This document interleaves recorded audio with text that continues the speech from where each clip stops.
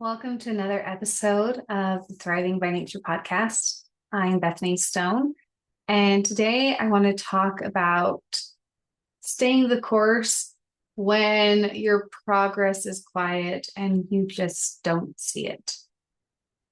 So, this is not the flashy kind. It is not the progress that gets applause or instant results, but it is the kind where you keep showing up when nothing seems to be working yet. And because this season, this quiet season, this discouraging season, we start asking ourselves, am I wasting time? And this is where most people quit.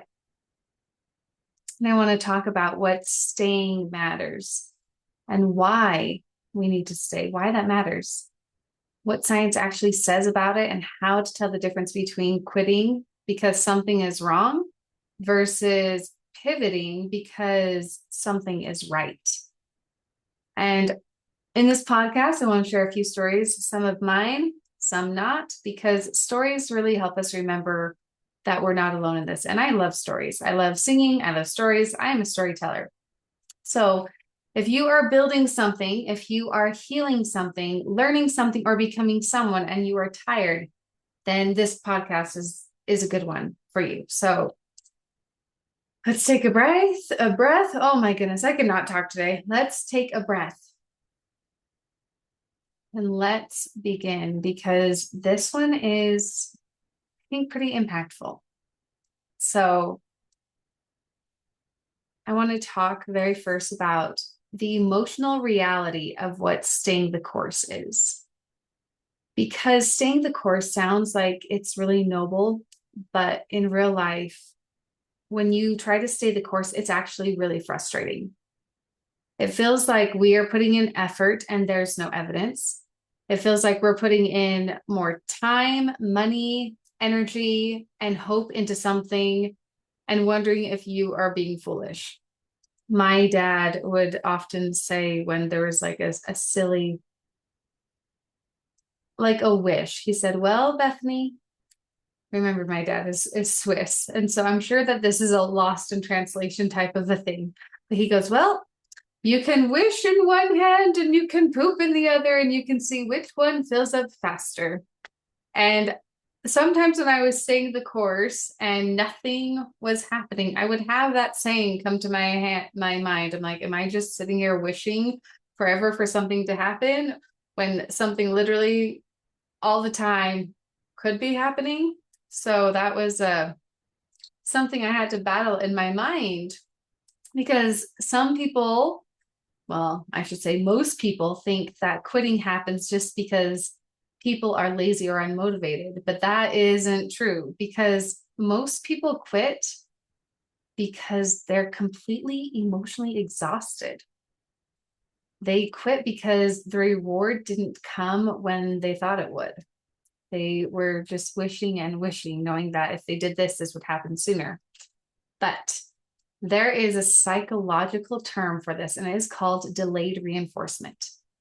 And this is something that when I was working with special needs kids, this is something that we would like talk about because they would have to have the reinforcement even though it didn't come immediately. And that is a very hard thing to learn, even for us, because that means that the reward is so far removed from the effort that the brain has a hard time staying engaged. And our brains love to have that quick feedback. That is why scrolling is so addictive. That is why quick wins feel so good. And that is why long-term goals feel so heavy. And most of the time we do not succeed at them. But meaningful things almost always have a delayed reinforcement. So let's just put this in terms that we can understand. Think about parenting. It is so difficult to stay up every single night and wake up and have to take care of this baby consistently. But then pretty soon they're sleeping through the night. And then pretty soon, they're becoming independent and everything else. This is delayed reinforcement. Think about education. Children don't instantly learn how to read. That's something that is taught over so many times and repetitions. We are not skilled at our trade until we have so much practice and repetitions. Healing trauma, that's something that you have to work on for a long time. Building a business, this is not easy. This is not like, if you follow me, I did not post a podcast last week. My camera failed. I have a new camera and now I'm kind of lopsided. I don't know if you can tell that, but it's about being consistent and continuing the course.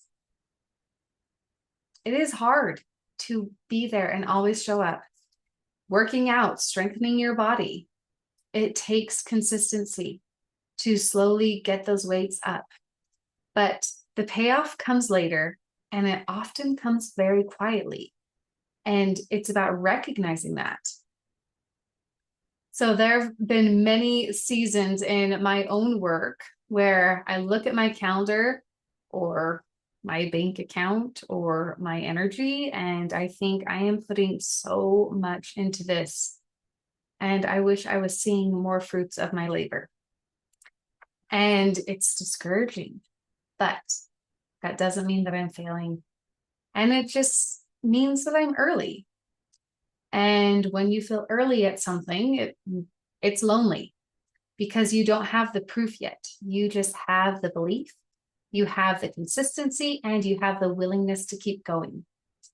So without belief and without evidence, those are the hardest muscles to build. So it's about just continually going, staying consistent, regardless of what you're seeing, knowing that it is the right thing and continuing on. So this is where I want to bring in a little bit of research here, because staying the course is not just a motivational talk, because this is actually backed by science.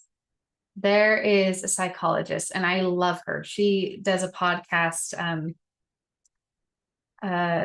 No Stupid Questions is her podcast, and I love it. And her name is Angela Duckworth. And she studied why some people succeeded over time when other people's quit, even when the talents were very similar. And her research showed that grit, defined as passion and perseverance for long-term goals, was a stronger predictor of success than their IQ, their talent, or their skill alone.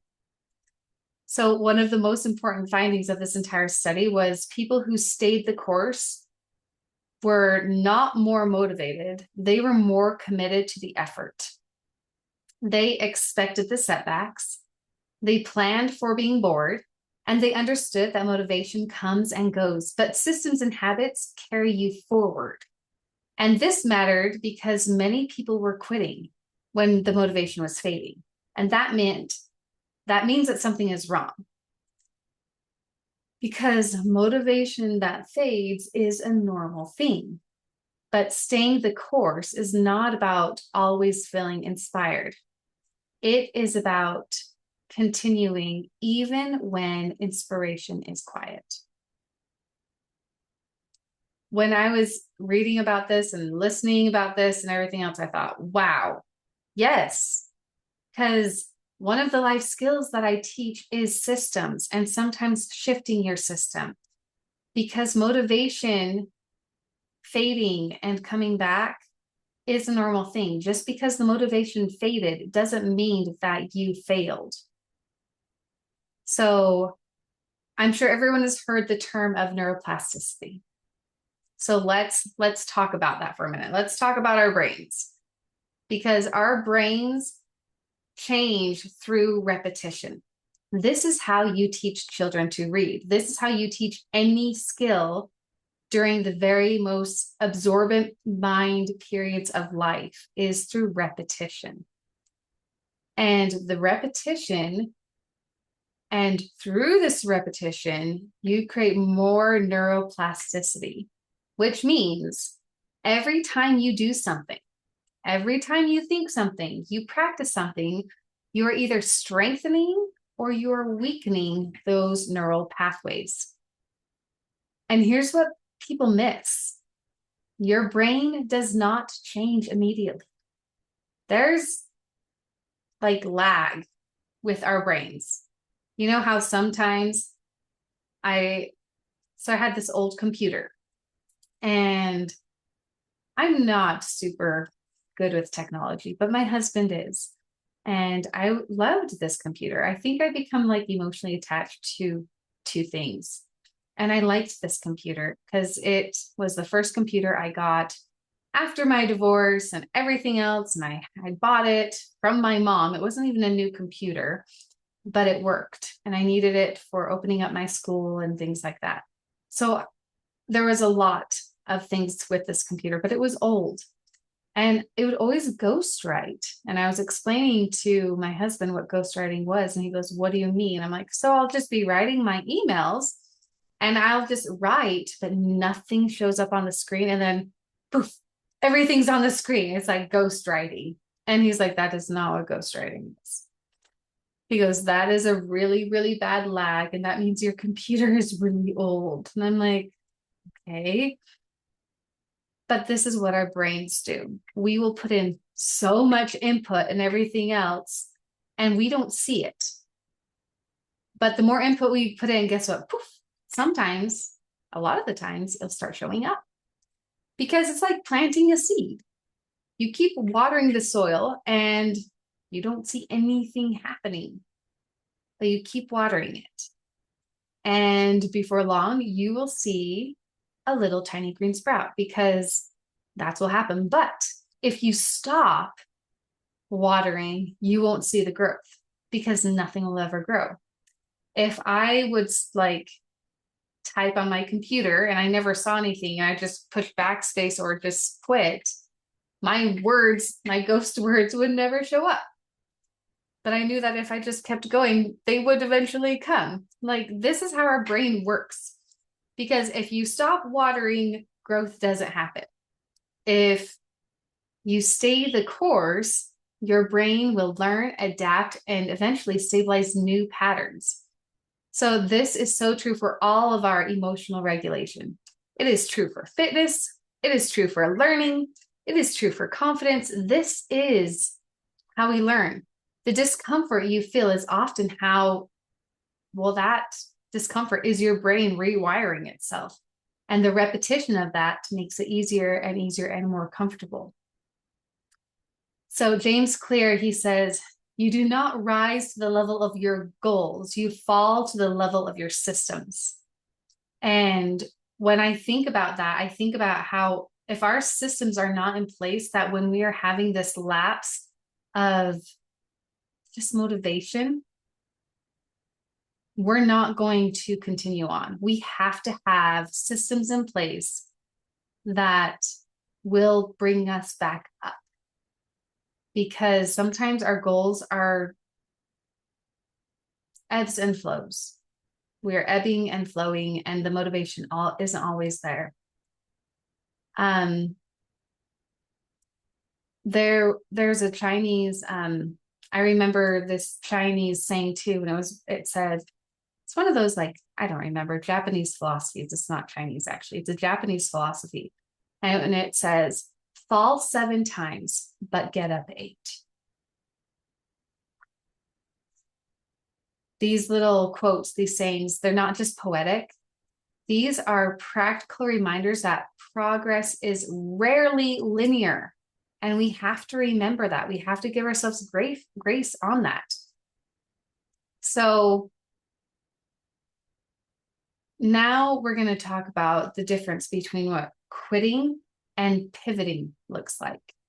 Because quitting is always driven by fear. It is driven by shame. It is driven by exhaustion. But pivoting is driven by clarity and alignment, and sometimes even data. Because staying the course sometimes means committing to a goal, but changing the path. sometimes the path that we thought we needed to be on isn't the path that we needed to be on. Like, we might stay committed to our health, but change how we exercise. We might be committed to our purpose, but change the format. Or we might be committed to growth, but change the pace. Because staying doesn't mean that you have to be rigid. It just means that you have to change the way that you look at it. So next time you feel like quitting something, ask yourself, am I quitting because I'm discouraged, or I'm pivoting because I'm actually wiser? That question actually will change so much of your perspective on this. So there is a long-term payoff, and we have to remember that, because we get so stuck and so trapped in what we think that as soon as we hit that messy middle, or anything that stands in our way, we don't understand that we could be doing so much more. So I want to share a story, and I don't know how to start this, because sometimes my stories are very personal.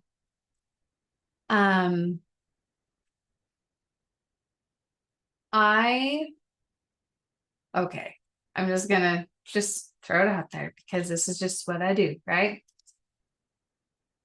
So I am menopausal. I'm not young, which I wish I was super young, but I'm not. And it's okay. And I have to learn how to move my body differently. And it is difficult for me, because I love to run. I will run like 12 plus miles a week, easy. And I love it. It feels good. It's something that really fulfills me. But because of hormones and all the other things, blah, blah, blah, that are not super cool, that end up happening with your body because you get older and things start not working and everything hates you, I have to change the way that I exercise. I have to change the way that I look at things. And high cardio is not so good for me anymore. Now I need to have more weightlifting, and now I need to eat different. I don't normally eat a lot of carbs, and I found out that I need to eat more carbs, and like all of these things. And I do not love it, because I had a plan and I had a way that was working, but it's not working for my body anymore. And it's not working for just my physical goals, like just are not working. Something's out of whack. And then I get blood tested and all these things, and I find out I'm not insulin resistant. I'm not all these things. I actually need to eat more and more carbs and do all these other. Anyways, I have to shift my system. This is not easy. I am set in my ways. And so having to shift is difficult for me in this way. I know this sounds kind of silly, but it is. And it's these little things that make a huge impact, because if you do not have your health, you do not have anything. And I have to make that shift. And I have to change everything that I've done for years and years to a whole different system. And doing that is difficult, but I'm working on it. And I know the more repetition that I give it, the better it's going to be. Because success stories always look boring in the middle. And I feel like this is where I'm at. And the middle is where staying kind of matters, actually, because the middle is where the repetition is happening. And the middle is where I'm going to see the delayed progress, even though I don't see it right now. So these are things I want you to remember. I want you to remember that we can expect discouragement, but that does not mean that you're doing it wrong. And that we have to measure our progress differently, because we need to look for consistency, not so much the outcomes. Those two things right there, if you take anything away from this Life Skills podcast, that is what I want you to take away. That if you expect discouragement, because it's going to happen, don't quit, because you're not doing it wrong. We just have to measure it differently and have our systems look a little bit different. Because if you're in a season where staying feels hard, remember that you're not behind, you're not failing, you're just building something that's taking some time. And staying the course is not glamorous, but it is powerful. And one day, often quietly, you will look back and realize that the season you almost quit was the season that changed everything. So thank you for listening to another Thriving by Nature podcast. And if this resonated with you, go ahead and share it with someone who needs encouragement today. If you want support staying the course in your own life, or your mindset, or your self-care, or your growth, you can always connect with me on thrivingbynature.com. You can book a free strategy call there and download the journal. And just remember that you don't have to do this alone. And I will catch you on another podcast. Thanks.